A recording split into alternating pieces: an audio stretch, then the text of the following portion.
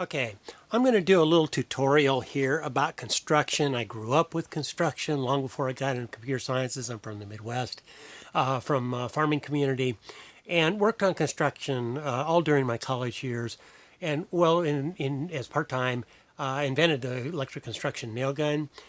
So in any case, it's an area in which I'm very familiar, and I don't mind. I get the games that are played between construction companies and insurance companies in terms of damage and stuff, and in terms of profiteering. I get all that. I don't want to get into it, but if you make me, I will. And so I'm going to make this video, and we'll play it in front of a jury, whatever it takes. But I don't want problem between me and my landlord. I simply cannot afford the costs are being foisted off on me. I'm going to explain what this is. Okay, first of all, this is an area in which we have a washing machine in which the drain back here, let me turn this light on here, this drain back here clogged.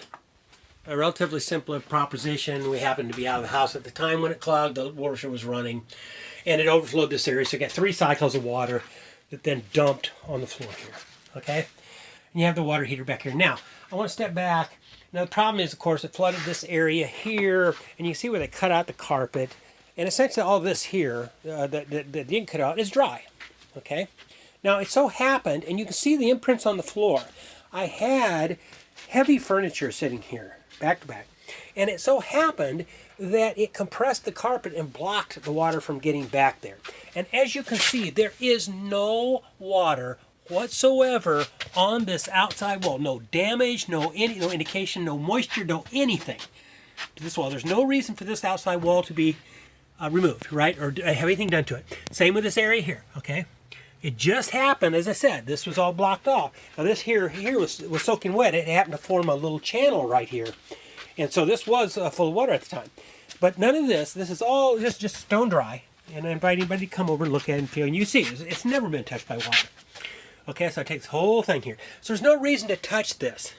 Right, now they made a little X here, and they took a test supposedly for lead paint or asbestos here, but it's irrelevant.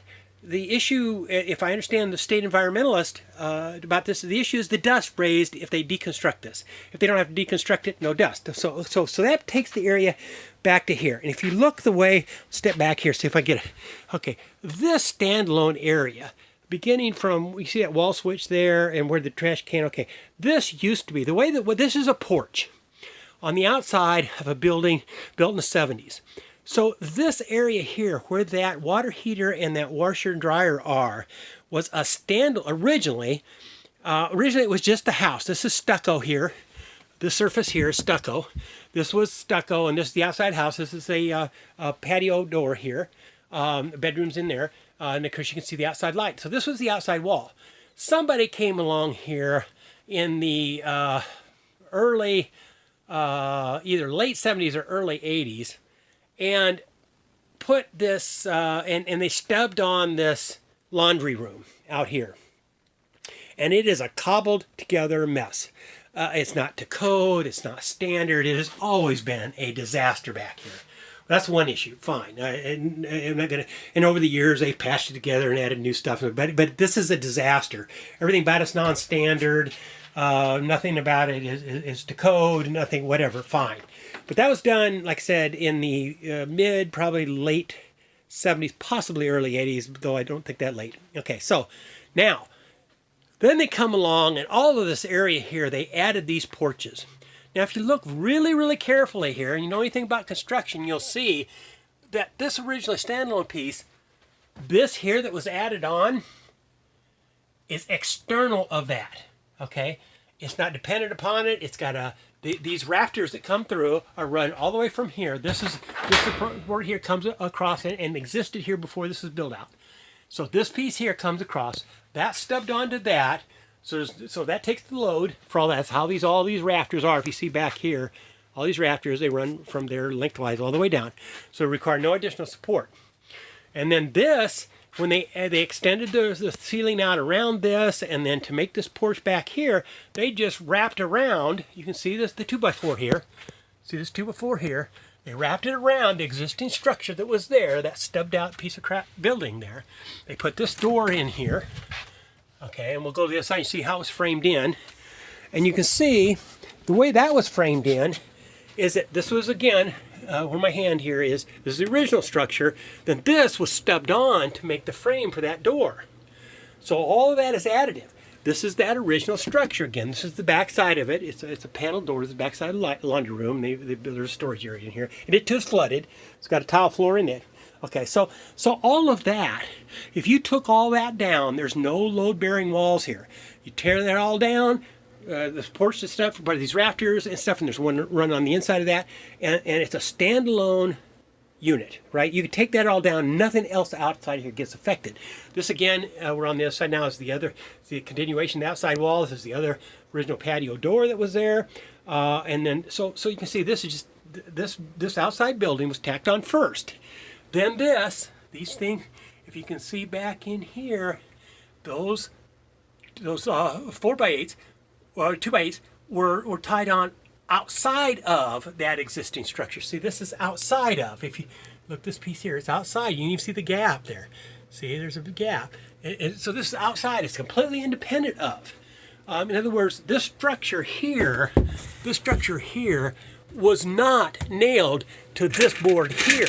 This board here, this existed first, then this board here was nailed to it.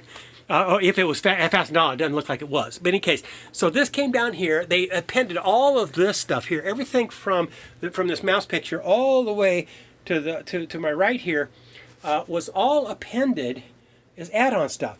And so my point is this. All of the drywall issues, all of the water issues are in this standalone piece. You could tear the whole damn thing down, seal around it, tear the whole damn thing down, never touch anything outside of here.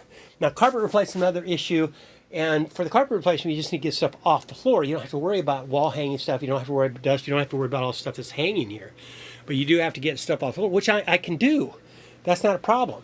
And then you just do one room at a time.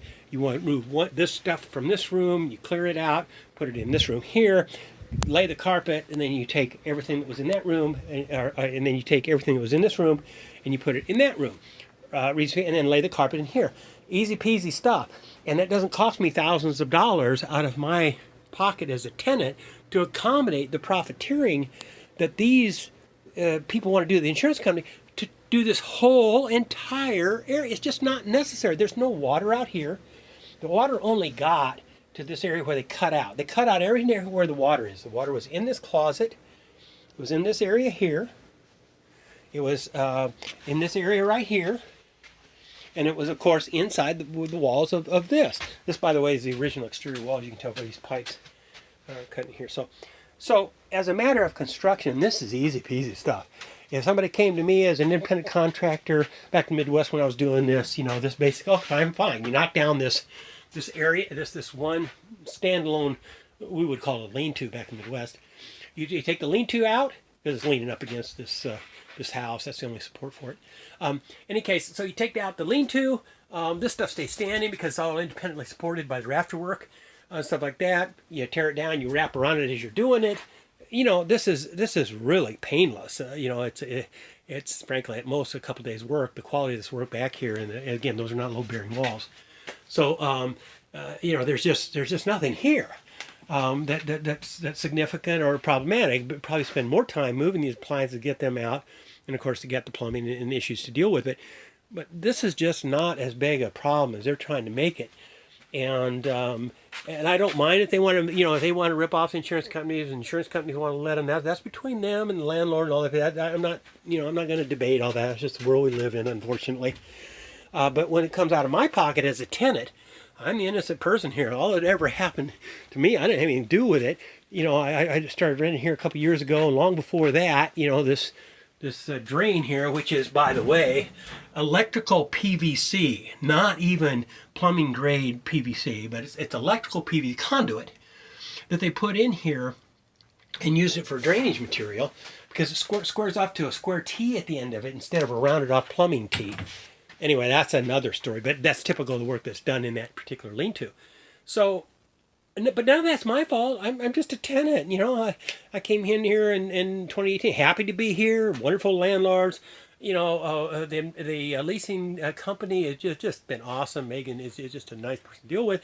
But I'm not at fault here. But I'm going to have to lay out thousands of dollars for a service because they're claiming all of this area here, none of which has been flooded, none of which has anything to do with anything. And you can see I've got, this is my office back here. I have a startup, all my office, all this. I mean, this is just, it took me months to put this together, and it would take me weeks to take it apart, and reconstruct it. But also the labor and stuff of moving it out and moving it all back. So that's the problem. They want me to spend about thousands of dollars so they can do all this area unnecessarily here for the convenience of billing the insurance company. This outside walls, again, there's nothing wrong with it whatsoever. No reason it should be replaced, but they're going to replace it. This here, of course, does have to be. This is where the lead paint is. This is where the asbestos is. This is that older construction. And there may well be asbestos in this wall too, as possible. But I talked to the Tate Environment people, and they said it doesn't matter as long as it's sealed with paint and it's not an airflow thing. As long as it's outside wall like this, it's fine. As long as it stays painted. It's in the deconstruction of it where the problem begins. If you don't deconstruct it, you don't have the issue. So again, I want to make this case here, and I'm going to send this to Megan. And they can see for themselves. You can see that this is a tacked on thing here, and you see the stub rafters here. Again, this is just not rocket science, and we need some eyes on this of people who are motivated to keep the cost down for one thing, but also not just for me, but I mean, it'd be nice if the insurance company wasn't being ripped off, but maybe they don't care. I don't know. Anyway, I wanted to make a record of this, and get this on tape so they can see the extent of the thing. So you see what's going on here again. So we have a washer overflow problem that's being turned into a tens of thousands of dollar deal. It really doesn't need to be. Anyway, okay. Thank you very much.